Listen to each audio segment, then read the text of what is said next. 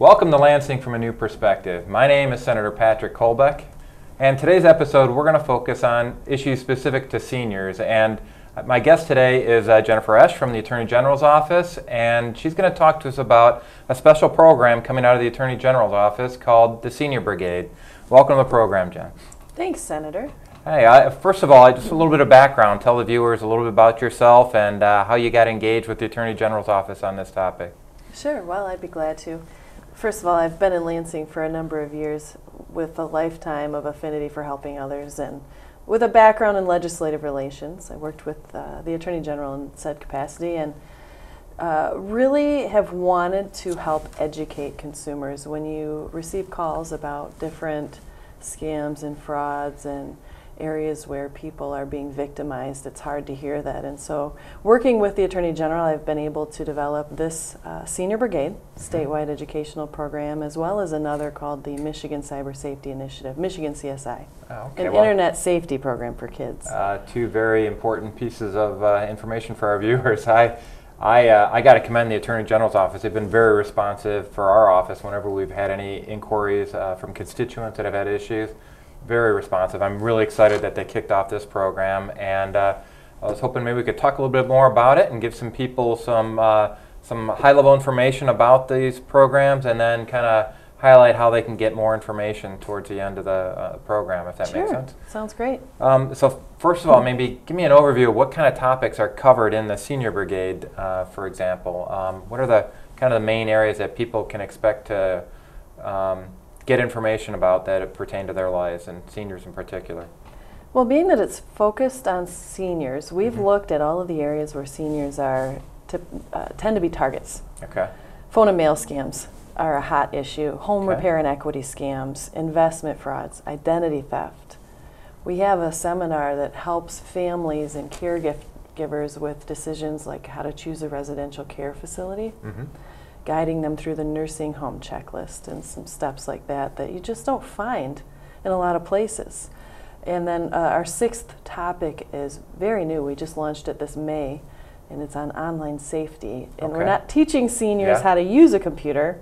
We're helping dispel the fears of this technology that's new to the senior generation. Oh, that's good, because I know when my mom started on the computer, she was kind of slow out of the gates, but by after a couple months, when she learned that she could get a hold of me anytime, any day, whenever she wanted to talk about a specific subject, she was intrigued by it. And our new generation, I mean, the kids have grown up. I was probably one of the first generations coming out of school where we actually had formal training on the computers as part of our high school education. And for folks that haven't been engaged on that, that could be a big jump in not just technology, but then when you combine the fact that now you're opening them up to a lot more information from a lot of different sources before, it actually expands their environment and what kind of to maybe some people that are trying to take advantage of the fact that they're new to these types of environments. You are absolutely correct. In fact, my mother and father, God bless them, just love them to pieces, but they're afraid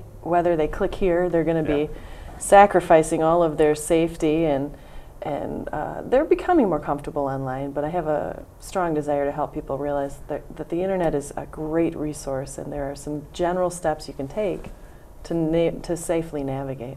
And Attorney General's Office is helping us to make sure that the information that we get is good information and help you kind of separate the wheat from the chaff, so to speak, and that's good. Well, maybe we can kind of go in some detail on some of the things that our viewers should watch out for, and just kind of maybe highlight some general consumer scams that are out there currently that we need to have folks aware of and to watch out for. Sure, I'd be glad to. In fact, I just this morning spoke with one of our intake specialists in consumer protection, which is the division from the Attorney General's Office that these are developed out of. And the specialist shared with me a number of scams, including the grandparent scam. This one's been hot a couple of times lately. What's a grandparent scam? The grandparent scam is where these perpetrators pick up the phone, and from where they get their information, I'm not 100% certain, but they call a grandparent and pose as said grandchild. Hi, Grandma, it's your grandson. Oh, Johnny, what's going on? You don't sound good. Well, I'm in the Dominican Republic and I'm in jail and you can't tell anyone, and if you call the cops, they won't let me out, and I need you to wire me money. Yeah. And I hear about this from prosecutors' offices, from people. In fact, a friend of a friend up in Roscommon just sent $4,000. You can't get it back. Once you wire that money, it's gone. And it's a commonly recurring scam. In our phone and mail scams presentation, we talk about that and encourage seniors to think twice. If you receive a call like that, call your family member. Try to call the grandchild. You never know. You might actually get them on the other end of the line. And as much as your heartstrings are pulled, this is your kin, your loved ones, you want to do anything you can to help them, you have to take a step back and put it in perspective and just do a little bit of double checking before running to Western Union or wherever to wire that money. Yeah, good advice. And in fact, that piece of advice right there, if it's unsolicited, if it's a request for personal information when you're online, if it's a request for money, if it's unsolicited, you should always think twice. Whether you're a senior or any age, if it's unsolicited, particularly in the digital age here with emails and those requests, you should always do some double checking. And so all of our presentations are designed around providing that type of basic advice. All right, well, that's a good overview of some pretty important, an example of a phone scam, but maybe you could walk us through some examples of some other financial or investment related scams, because I know, especially when you're on a fixed income and you've got limited resources, I mean, it's something you really want to make sure that you safeguard effectively. What kind of scams are out there in the financial world that seniors need to be aware of? Piggybacking off of the grandparents under the umbrella of the phone and mail scams, we do offer consumer alerts and some educational material on sweepstakes scams, which tend to target those nest eggs and are very common, and those tend to come in the form of mail but can also come in a phone call. You've won a sweepstakes. I need you to pay the taxes on it. Wire me $1,200 and you're going to win $250,000. And grandparents thinking, excellent, I can pay for my grandchild's college education. They're thinking maybe how to help somebody else out or how this is going to... That's right. Yeah. So we talk about all of those under the phone and mail scams. We have another topic, though, talking dollar signs, the investment fraud seminar, where we talk with seniors about free lunch seminars, which tend to involve scams of investment opportunities where there's a higher rate on return than is practical, or annuities tend to be a topic at these free lunch seminars where... So how did they get invited via the phone to a free lunch seminar or mail or something like that? They tend to be telephone, or you may receive something in the mail saying, you've won a lunch for you and 19 of your friends at such and such restaurant. You bring your friends, you won't have to pay a dime. And you arrive at... in fact, I personally received one. It was for Clatta Irish Pub up at Eastwood, which is a nice Irish restaurant. Show up and there's a salesperson trying to get us all to buy into this investment product. And all my friends are looking at me going, you're a schmuck. I'm not interested, and I just didn't know better. So if it's just the pride of not wanting to subject your friends to the sales pitch or to being vulnerable and it's high pressure, these free lunch seminars. You feel like we've been to timeshare seminars, I understand. Exactly, and who hasn't? And you know, for a lot of folks, especially with the economic slow turn of the last few years, meals out are a luxury, and so you may be inclined to take that opportunity. We want to show caution, and that's why we talk about that in the investment fraud seminar, against being lured and falling victim to the high pressure sales tactics. Because if you are at a point where you're focusing your spending and your disposable income on a fixed income or that nest egg, perhaps you're no longer at the point where you should be buying into investment products. And we want folks to think twice about that. Okay, well, that's good to know. Another area near and dear to my heart is in the area of health scams, and I'm already feeling the effects of my knees not moving the way that they used to, but I can imagine if you're waking up with persistent problems and health problems and concerns, it makes you even more subject to people that say, hey, I can take care of this for you, and you don't have to worry about this anymore. And they give you that silver bullet that allows you to go off and mitigate some of your healthcare concerns. Can you maybe go into some health scams that are there that people are using to entice seniors? Perhaps you've heard of miracle cures or home medical supply and equipment scams. I think the big piece of advice here is if it's too good to be true, I mean, if you're on hard times and you need, my folks don't have medical insurance, they're dairy farmers. Yeah. And my dad just a week and a half ago had a full hip replacement. To be honest with you, the hospital where he went is willing to work him into a payment plan, and there are professionals in your health organizations or doctor's offices that'll help. If you have a company trying to promote a product at a price that is just incomparably lower than anyone else, you may start wondering what the quality of that equipment is. Yeah. And the whole concept of miracle cure scares me. You know, in the time when all you want is to be rid of anything debilitating or in any way harming or hurting you, we just need to be cautious, and I think the too good to be true, not to be cliche or too simple, but we really should pay credence to the message there. So snake oil salesmen are still alive and well. Mm-hmm. Unfortunately. All right. Well, let's move on to some other areas. What about charitable giving? Any advice that you can give to our seniors around charitable giving? Sure, absolutely. I think charitable giving is in its own right one of the best things you can do, and charity upon others is wonderful. We certainly encourage that. Our consumer protection also houses the charitable trust section, and new on our website, on the Attorney General's website, you can actually look up charities and look at their financial statements and identify how much of their revenues contribute to program services and how much goes toward the administrative overhead. And obviously you want to make sure as much goes to the program services as possible. Right. I mean, until I started working in the department, I had no idea. You could fundraise, there are charitable entities that raise millions of dollars. 95% of it goes to overhead. Yeah. Somebody's very comfortable based on that living, but that's a violation, I think, of the term charity. Very much so. But that's good research, if you're not aware of it, to conduct before you dedicate your hard-earned money. Oh, I know it's something my wife and I look for our charities. We want to make sure that we've got that high percentage of going towards program services, because otherwise, I mean, you're right. This isn't a jobs program we're trying to do for administrative care, the administrators. This is to get out and provide care for the people who actually need it. Yeah, and I would follow that with a typical scam is the sound-alike charities. Yeah. If you have Children's Protect Our Kids charity that's well-renowned and makes millions of dollars, you might have another charity that says children need protecting. It's very similar, and if you're not that familiar with it, you may say, oh yes, this is the one. Well, doing that additional research helps you identify, again, those program services. Where are they going? So that the legitimate charities aren't hindered by that. Good words of advice, and these senior brigade programs provide tangible guidelines on how you can validate whether or not it's a valid charity or not. That's right. Just like the AG website provides that information as well. That's right. Oh, that's good. Now, getting into something that I should be doing right now that I haven't gotten into yet, because we're seeing what happens in the future years here, but how about the subject of estate planning?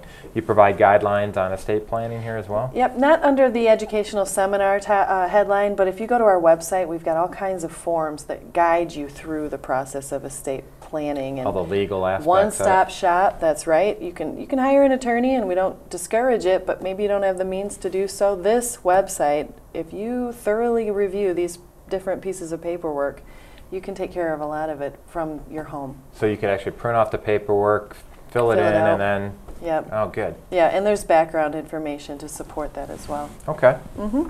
All right. And let's go to the last topic, I think, out of the topics that I think the Senior Brigade covers is that of identity theft. Mm-hmm. What kind of safeguards can you, what kind of suggestions at the high level, without going into too much detail you do in the actual seminars, can you provide to our viewers around identity theft prevention? You know what, when it comes to identity theft, I've said this before and I'm going to say it again, the best tip we can give, don't share your information in response to an unsolicited request, period. Good. Yeah, so if you're initiating it and you know who you're talking with, it's much, much safer than if somebody's coming up to you out of the blue and saying, you know, please click on this link and I'll, or please call this number or whatever. That's good. Good advice. So, kind of in summary, we hit a lot of different topics. We talked about some general consumer scams, the grandparent scam that's out there. We talked about several financial and investment scams. touched on health scams, charitable giving guidelines that we can have for folks, estate planning, and identity theft. So there's a lot of topics, and obviously we just brushed the surface of those topics and what we need to do.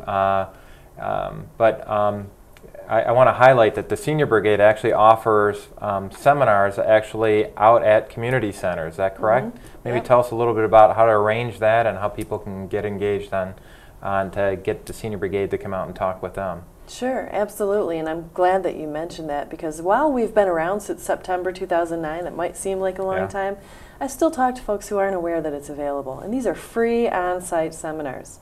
PowerPoint presentations up on a screen with trained presenters, 10 people. We've brought in professionals, senior advocates who know the content very well and have all the resources in their hands.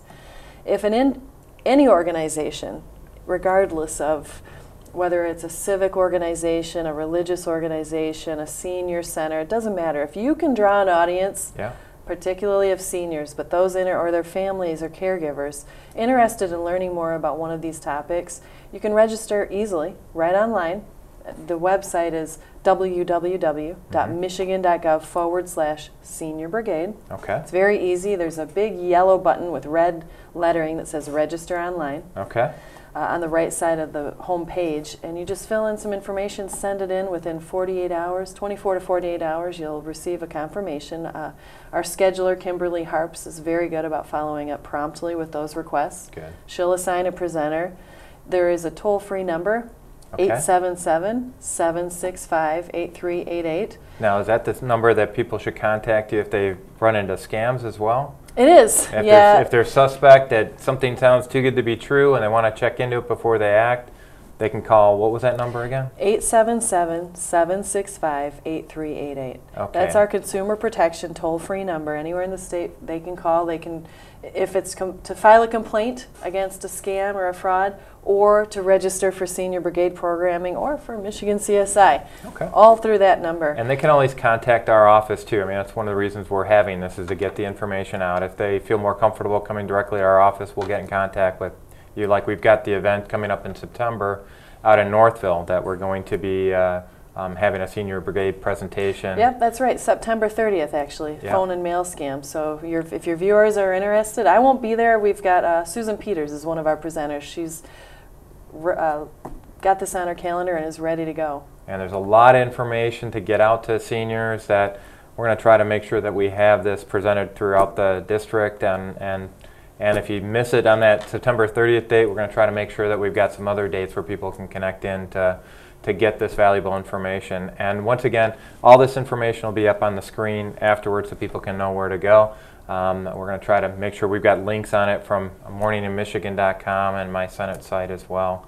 And if you want to get on Facebook, you can link to us on Facebook, and we'll make sure that has some direction out to these, out to the information for these programs as well. So no excuse about not getting information out. We should all know these. And if you're watching it and you're not a senior but you have grandparents, please make sure that they are aware of this as well. And you can show that you're a really good grandkid to make sure you're taking care of grandma and grandpa there.